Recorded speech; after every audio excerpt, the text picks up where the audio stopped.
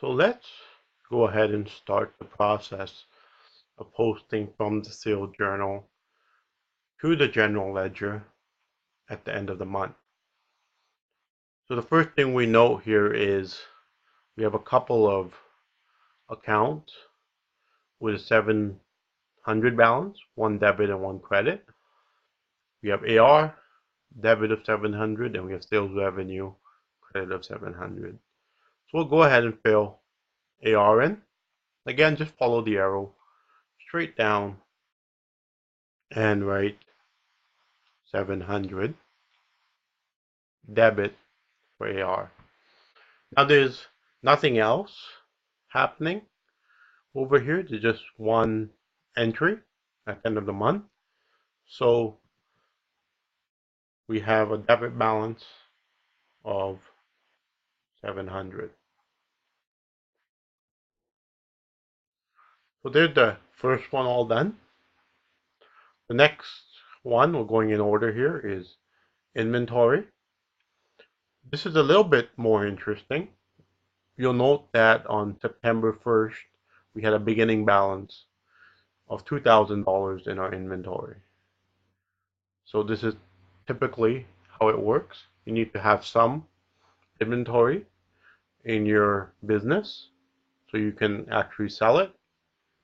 So we scroll up and we notice that inventory is a credit and the total is 400.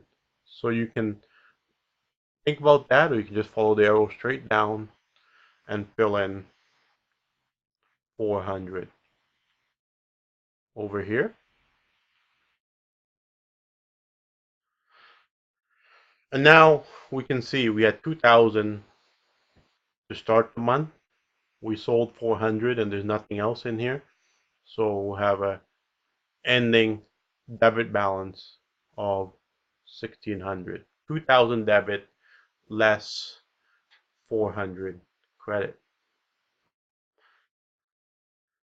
Moving on to sales revenue. Scroll up again. Sales revenue is over here. And again, we have the 700 number.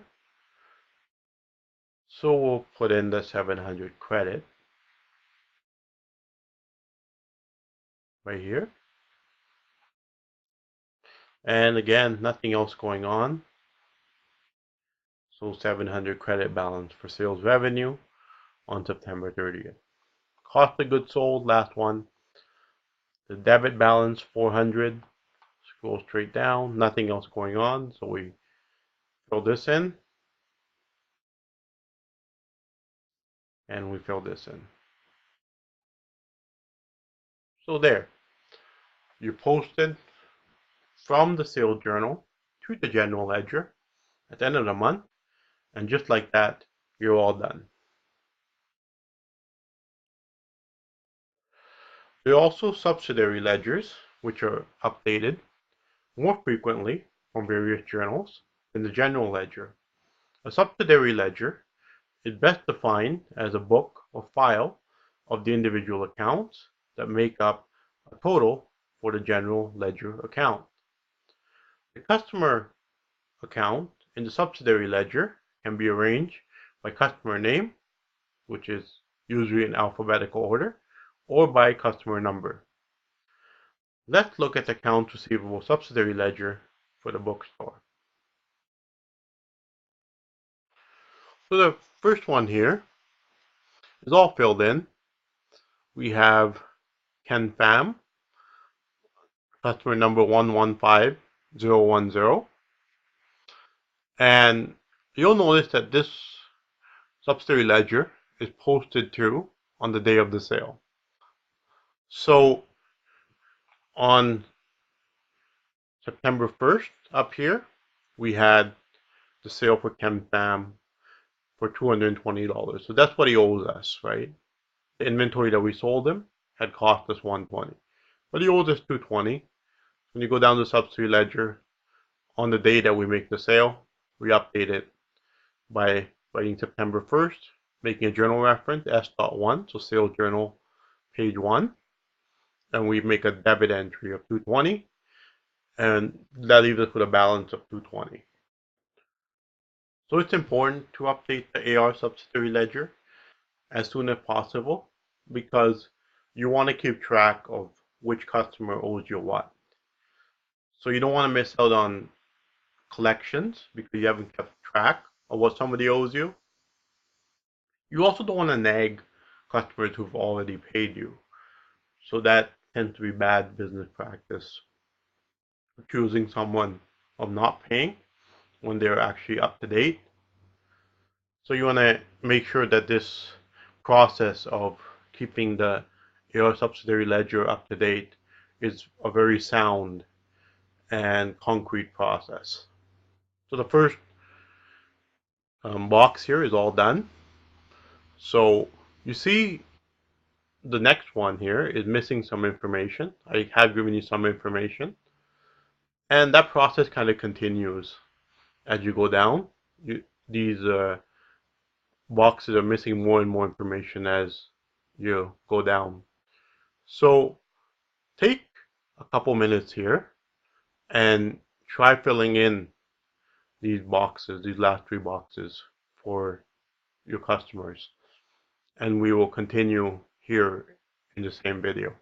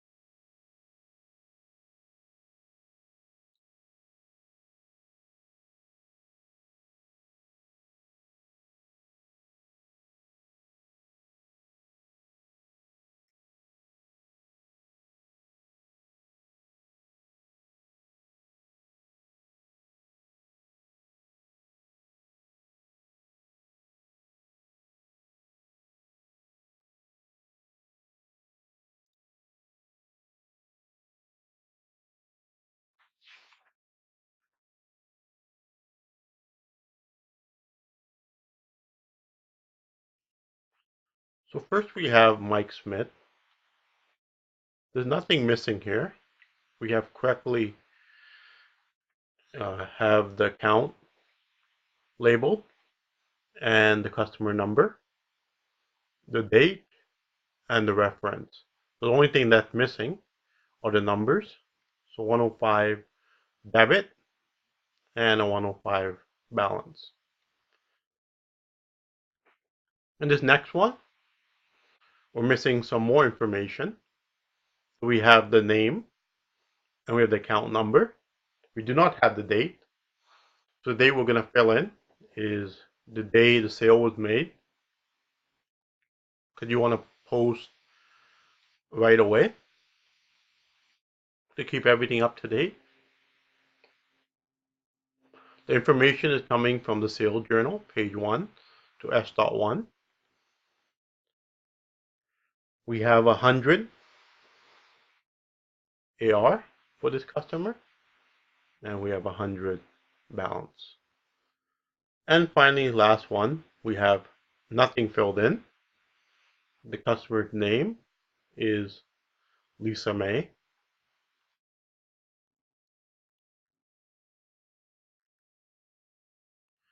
We have the account number 115, 112.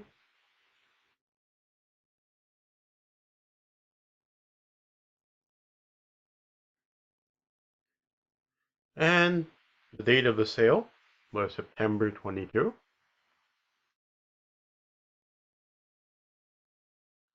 Journal reference again, S.1, and the balance for this customer will end up being 275.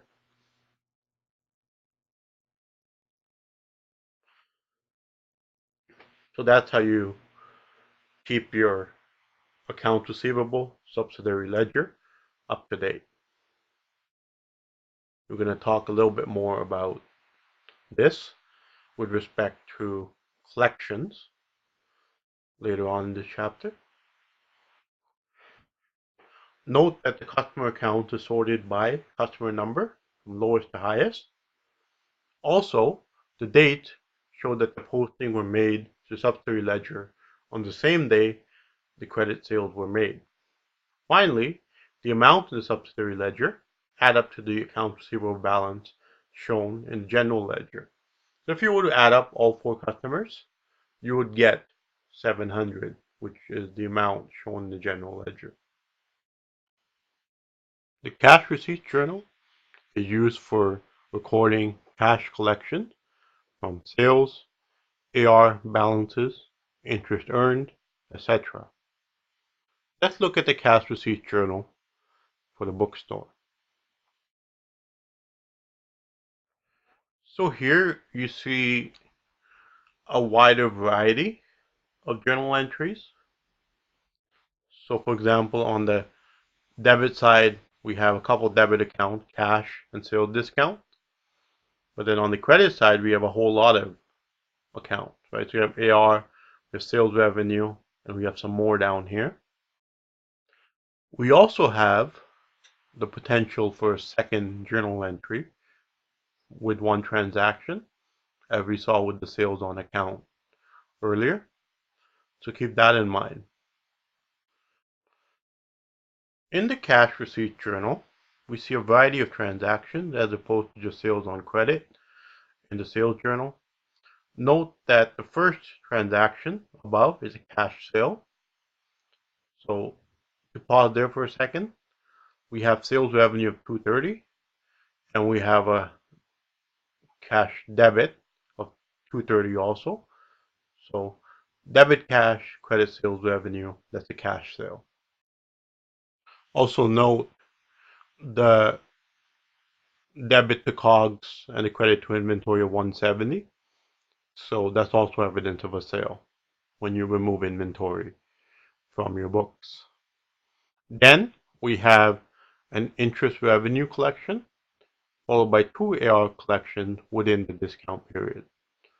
So interest revenue, we have a credit here, right, of $20, and we also have a $20 cash receipt. The next couple belong to our 2 customers, Ken and Mike. So because they pay early, we have a debit to sales discount. If it's a smaller collection of cash, then we have a credit to AR. So that's a cash collection from a customer within the discount period. Again, the bookstore posts from this journal to the general ledger at the end of the month. Let's look at just one of these accounts receivable. So you have a whole lot of accounts here. We're not going to bother going to every single one in the general ledger. We're just going to look at accounts receivable.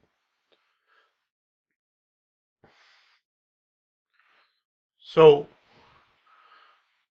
that first 700 debit, it came from the sales journal. So that's why you see the journal reference S.1. So that's been posted. Why don't you take a minute and try to finish the second line of this general ledger account, and we will go over it in the next video.